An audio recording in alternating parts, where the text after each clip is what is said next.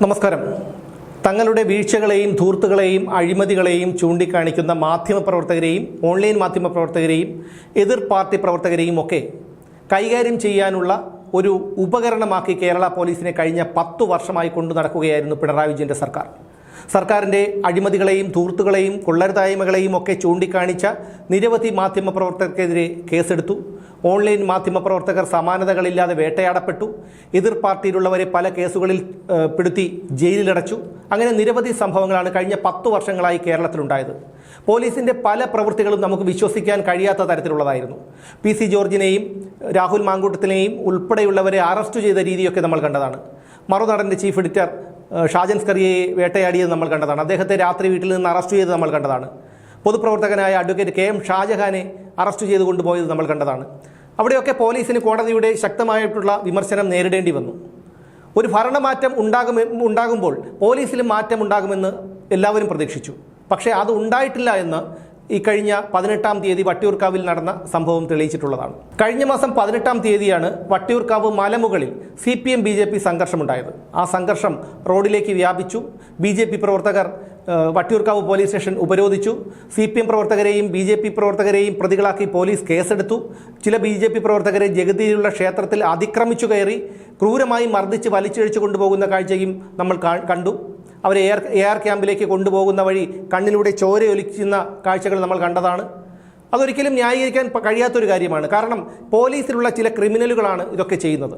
പോലീസിലുള്ള വലിയൊരു വിഭാഗം മാന്യമായി ജോലി ചെയ്യണം എന്നാഗ്രഹിക്കുന്നവരാണ്. സാധാരണക്കാരന് നീതി കൊടുക്കണമെന്ന് ആഗ്രഹിക്കുന്നവരാണ്. എന്നാൽ ചില പുഴുക്കുത്തുകൾ അവരാണ് സർക്കാരിൻ്റെയും പാർട്ടിയുടെയും ചട്ടുകങ്ങളായി പ്രവർത്തിച്ചത്.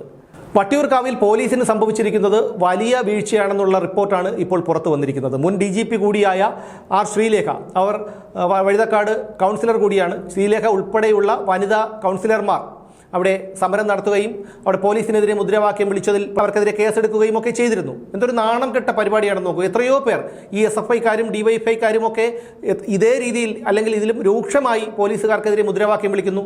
അവിടെയാണ് ഈ ഒരു വിഭാഗത്തെ മാത്രം ലക്ഷ്യമിട്ടുകൊണ്ട് പോലീസ് കേസെടുത്തത്. എന്നാൽ ഇപ്പോൾ പുറത്തു വരുന്ന വാർത്ത പോലീസിന് അവിടെ ഗുരുതരമായിട്ടുള്ള വീഴ്ചയുണ്ടായി എന്നുള്ളതാണ്. ആ വീഴ്ചയുണ്ടായി എന്ന് പറഞ്ഞാൽ പോലീസിനെ, വട്ടിയൂർക്കാവ് പോലീസിനെ കൈകാര്യം ചെയ്യുന്നത്, നിയന്ത്രിക്കുന്നത് CPMകാരാണ് എന്നുള്ളതാണ് ഇപ്പോൾ തെളിയുന്നത്. ഈ സംഘർഷത്തിന്റെ വിവരം പോലീസ് ഉന്നത നേതൃത്വത്തെ യഥാസമയം അറിയിക്കുന്നതിൽ സ്റ്റേറ്റ്, സിറ്റി രഹസ്യാന്വേഷണ വിഭാഗങ്ങൾക്ക് ഗുരുതര വീഴ്ച സംഭവിച്ചതായിട്ടുള്ള റിപ്പോർട്ടാണ് ഇപ്പോൾ പുറത്തു വരുന്നത്. വട്ടിയൂർക്കാവ് പോലീസും വീഴ്ച വരുത്തിയിട്ടുണ്ട്. ഉച്ചയ്ക്ക് ആരംഭിച്ച പ്രശ്നങ്ങളും രാത്രിയുണ്ടായ സംഘർഷവും കഴിഞ്ഞാണ് സിറ്റി പോലീസ് കമ്മീഷണർ അടക്കമുള്ള ഉന്നത ഉദ്യോഗസ്ഥർ വിവരമറിഞ്ഞത്. സ്പെഷ്യൽ ബ്രാഞ്ച് വിഭാഗവും കമ്മീഷണർക്ക് വിവരം കൈമാറിയിരുന്നില്ല. വീഴ്ച സംബന്ധിച്ച് സിറ്റി പോലീസ് കമ്മീഷണർ വിവരം തേടിയിട്ടുണ്ട്. സംഘർഷ സാധ്യതയെപ്പറ്റി തിരഞ്ഞെടുപ്പിന് മുമ്പ് തന്നെ ലഭിച്ച സൂചന രഹസ്യാന്വേഷണ വിഭാഗം അത് ഗൗരവമായി എടുത്തിട്ടില്ലായിരുന്നു. അങ്ങനെ എടുത്തിരുന്നെങ്കിൽ ഇതുപോലൊരു സംഘർഷം അവിടെ നടക്കുമായിരുന്നില്ല. തിരഞ്ഞെടുപ്പിലും പ്രശ്നങ്ങളുണ്ടായി. അത് കഴിഞ്ഞും പ്രശ്നങ്ങൾ ഒഴിവാക്കാൻ പോലീസ് ഇടപെട്ടില്ല. BJP നേതാവിൻ്റെ ഭാര്യയെ CPM പ്രവർത്തകർ അസഭ്യം പറയുകയും നഗ്നതാ പ്രദർശനം നടത്തുകയും ചെയ്തെന്ന് വട്ടിയൂർക്കാവ് പോലീസിൽ BJP നേതാവിൻ്റെ കുടുംബം പരാതി നൽകിയിരുന്നു.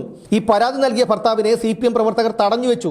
ഇതിനെക്കുറിച്ചുള്ള തർക്കമാണ് രാത്രി ചേരി തിരിഞ്ഞ് ഏറ്റുമുട്ടാൻ കാരണമായത്.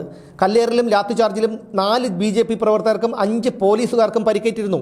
ഇതേ തുടർന്ന് BJP പ്രവർത്തകരെ ഇടപ്പഴിഞ്ഞി ബാലസുബ്രഹ്മണ്യ ക്ഷേത്രത്തിലെ മതപാഠശാലയിൽ കയറി പോലീസ് അറസ്റ്റ് ചെയ്തത് വിവാദമായിരുന്നു. പോലീസ് വാഹനത്തിൽ പ്രവർത്തകരെ മർദ്ദിച്ചതിൽ പ്രതിഷേധിച്ച് BJP വനിതാ പ്രവർത്തകർ വട്ടിയൂർക്കാവ് പോലീസ് സ്റ്റേഷൻ മാർച്ച് നടത്തി. ഇതിൽ പങ്കെടുത്തതാണ് R ശ്രീലേഖ. അപ്പോഴാണ് അവർ പോടാപുല്ലേ പോലീസേ എന്നുള്ള തരത്തിലുള്ള മുദ്രാവാക്യം വിളിച്ചത് വലിയ വിവാദമൊക്കെ ആയത്. ഈ സംഘർഷവുമായി ബന്ധപ്പെട്ട് വട്ടിയൂർക്കാവ് പോലീസ് സ്റ്റേഷൻ മാർച്ചിനോട് അനുബന്ധിച്ച് നോട്ടീസ് നൽകിയ SIക്ക് മുന്നിൽ ഹാജരാകില്ലെന്നാണ് ഇപ്പോൾ കൗൺസിലർമാരായ സുമി ബാലുവും RS യമുനയും RC ബീനയും പറയുന്നത്. നോട്ടീസ് നൽകിയ SI അഭിജിത്തിന് ഇക്കാര്യം ചൂണ്ടിക്കാട്ടി രേഖാമൂലം നിങ്ങളുടെ മുന്നിൽ ഹാജരാകില്ല എന്നുള്ള മറുപടി അവർ നൽകിയിട്ടുണ്ട്. തങ്ങൾ ആരോപണം ഉന്നയിച്ച അതേ ഉദ്യോഗസ്ഥന് മുന്നിൽ ഹാജരാകാനാണ് നോട്ടീസ് എന്ന് കൗൺസിലർമാർ പറയുന്നു. SIക്ക് മുന്നിൽ മൊഴി നൽകിയിട്ട് പ്രയോജനമില്ലാത്തത് കൊണ്ട് തന്നെ മറ്റ് നിയമ നടപടികളുമായി മുന്നോട്ട് പോകാനാണ് അവരുടെയൊക്കെ തീരുമാനം. നോട്ടീസ് നൽകാനായി ഒരു വാഹനം നിറയെ വനിതാ ഉദ്യോഗസ്ഥർ വീട്ടിൽ വന്നത് പ്രകോപനം സൃഷ്ടിക്കാനാണെന്നും അവർ പറയുന്നുണ്ട്. ഡെപ്യൂട്ടി മേയർ ആശാനാഥ് ഹാജരാകാൻ കഴിയില്ലെന്ന് നേരത്തെ തന്നെ അറിയിച്ചിരുന്നു. മുൻ DGPയും BJP കൗൺസിലറുമായ R ശ്രീലേഖ സ്ഥലത്തില്ലാത്തത് കൊണ്ട് നോട്ടീസ് നൽകാൻ കഴിഞ്ഞിട്ടില്ല. ഈ മാർച്ചിൽ R ശ്രീലേഖ 5-ാം പ്രതിയും ആശാനാഥ് 6-ാം പ്രതിയുമാണ്. സുമി ബാലുവാണ് 1-ാം പ്രതി. അപ്പോൾ BJP പ്രവർത്തകരെയും നേതാക്കളെയും തെരഞ്ഞു പിടിച്ചാണ് കേസിൽ പ്രതിയാക്കിയിരിക്കുന്നത്. ഇത് സൂചിപ്പിക്കുന്നത് അവിടെ പ്രശ്നമുണ്ടാക്കിയതാരാണ്? CPMകാരാണ്. പക്ഷേ അവരെ ഒഴിവാക്കിക്കൊണ്ട് പേരിന് മാത്രം അവർക്കെതിരെ കേസെടുത്തുകൊണ്ടാണ് BJP പ്രവർത്തകരെയും നേതാക്കളെയും ഒക്കെ കേസിൽ കുടുക്കിയത്. അപ്പോൾ പോലീസിന്റെ ഈ പോക്ക് എങ്ങോട്ടാണെന്ന് മനസ്സിലാകുന്നില്ല. പോലീസിൽ ചെറുതല്ലാത്ത ഒരു വിഭാഗം ഇപ്പോഴും പിണറായി വിജയന്റെ സർക്കാരിന് വേണ്ടിയും പാർട്ടിക്ക് വേണ്ടിയും പ്രവർത്തിക്കുന്നു എന്നുള്ളതിന്റെ സൂചനയാണിത്. അതുകൊണ്ടാണല്ലോ പിണറായി വിജയൻ സർക്കാരിന്റെ കാലത്ത് CPO വനിതാ CPO റാങ്ക് ലിസ്റ്റിൽ ഉൾപ്പെട്ട ഉദ്യോഗാർത്ഥികൾ സമരം ചെയ്തിട്ടും അവർക്കൊന്നും ജോലി നൽകാതെ പാർട്ടിക്ക് വേണ്ടപ്പെട്ട പലരെയും ചട്ടങ്ങൾ മറികടന്നുകൊണ്ട് പോലീസിൽ നിയമിക്കാനുള്ള തീരുമാനമെടുത്തത്.